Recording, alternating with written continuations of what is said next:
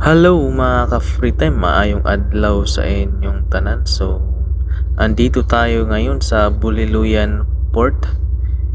So, ito yung pantala ng Buliluyan, Palawan guys.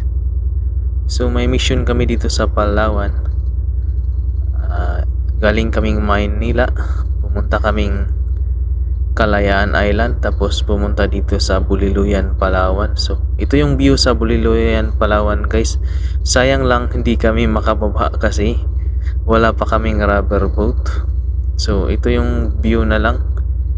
So, dito kami sa guys, Port of Palawan.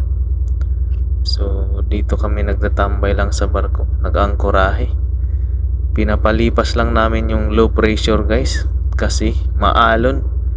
Babalik pa kaming Kalayaan, tapos babalik din ng Maynila. So almost 2 days papuntang Kalayaan Island guys. Tapos 2 days mahigit din papuntang Navotas, Manila. So mahababang biyahe, napakaalon. So ito yung view dito guys. Napakalinis ng dagat dito guys. Kaya lang sayang kasi di kami makakaligo dito.